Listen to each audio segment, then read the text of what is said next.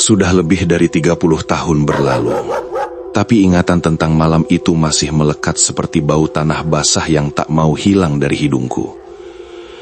Waktu itu sekitar tahun 1994. Aku dan Rudi, teman sekampung yang sama-sama mengadu nasib di Jakarta, akhirnya memutuskan pulang.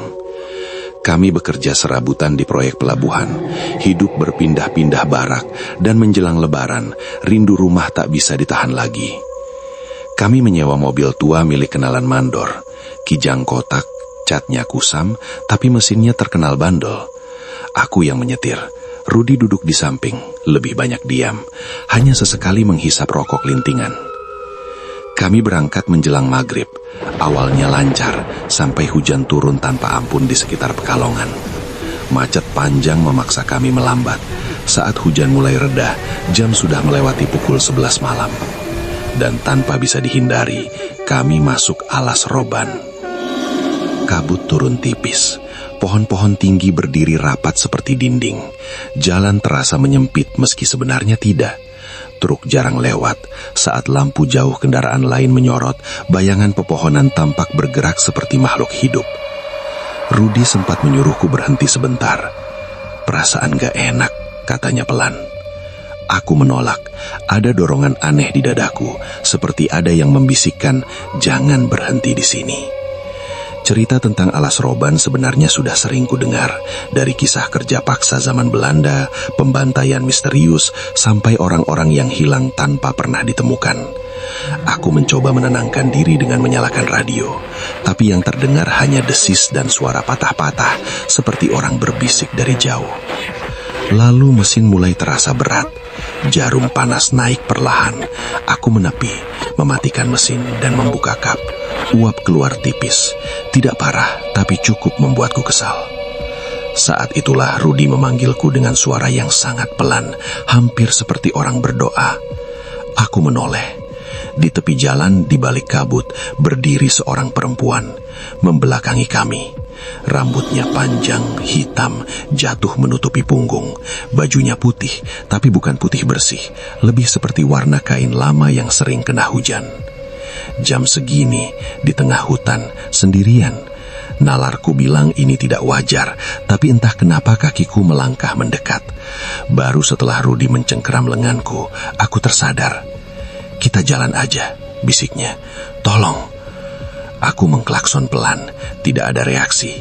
Klakson kedua, perempuan itu perlahan berbalik. Wajahnya normal, bahkan cantik. Tatapannya lembut, suaranya halus. Ia bilang pacarnya pergi mencari bensin dan menyuruhnya menunggu. Sudah lama, ia takut sendirian. Ia hanya minta diantar sampai kampung terdekat. Cerita itu masuk akal, terlalu masuk akal. Akhirnya, dengan ragu, kami membiarkannya naik. Sepanjang perjalanan ia banyak bicara tentang keluarga, tentang rencananya menikah, tentang betapa ia benci hutan. Anehnya kami jadi lupa rasa takut. Jalan terasa lebih singkat, kabut menipis. Sampai kami melewati sebuah pohon besar, bukan sembarang pohon. Batangnya pucat, akarnya menjalar seperti urat nadi. Perempuan itu tiba-tiba minta berhenti. Katanya ingin buang air. Aku menepikan mobil. Rudi menemaninya turun. Aku menunggu di mobil sambil merokok. 1 menit berlalu, 5 menit, 10 menit. Terlalu lama. Aku mulai gelisah. Saat aku hendak turun dan menyusul, terdengar suara dari semak-semak. Rudi muncul, merangkak. Wajahnya pucat, matanya kosong, mulutnya gemetar. Pergi, katanya terbata. Dia bukan orang. Aku belum sempat bertanya ketika dari arah pohon itu terdengar suara tertawa. Bukan tawa manusia, lebih seperti bunyi hewan yang dipaksa meniru suara manusia. Sesosok bayangan melayang keluar dari kegelapan. Aku menyorotkan senter dan dunia seperti runtuh. Itu perempuan tadi, tapi kini tubuhnya tidak menyentuh tanah. Rambutnya terangkat, seolah ditiup angin yang tak kurasakan. Ia membelakangi kami, lalu perlahan mengangkat kedua tangannya dan menarik rambutnya ke atas. Di punggungnya mengangah lubang besar, hitam, dalam, seperti pintu kosong menuju sesuatu yang tidak seharusnya dilihat manusia. Tidak ada darah, tidak ada luka segar, hanya kehampaan. Rudi menjerit, masuk mobil, mengunci dupi tanpa sadar.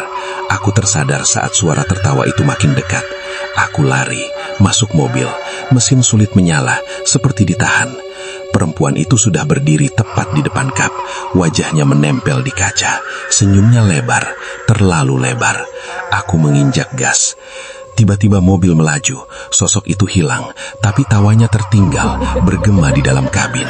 Kami melaju tanpa arah, jalan terasa berulang, pohon yang sama, tikungan yang sama, bau busuk menyebar. Ketukan terdengar dari bagasi. Tok, tok, tok. Lalu dari samping, seperti kuku menggesek kaca. Radio menyala sendiri, suara perempuan menangis, lalu tertawa. Sampai akhirnya kami melihat lampu kendaraan lain. Aku mengikutinya tanpa berpikir, dan perlahan kami keluar dari hutan. Semua berhenti, mesin normal, bau hilang, suara lenyap. Kami berhenti di warung. Seorang bapak tua hanya menatap kami lama, lalu berkata, "Kalian lewat alas roban malam ya?" Ia menyuruh kami istirahat, jangan jalan sebelum pagi. Katanya, yang menumpang dari sana tidak selalu turun di tempat tujuan. Beberapa bulan setelah itu Rudi jatuh sakit. Ia sering mengigau, menyebut hutan, menyebut perempuan, lalu meninggal. Aku masih hidup, tapi sejak malam itu, aku tahu satu hal. Di jalan gelap, tidak semua yang meminta tumpangan adalah manusia. Dan di alas roban, sebagian dari mereka masih menunggu dengan senyum yang tidak pernah berubah.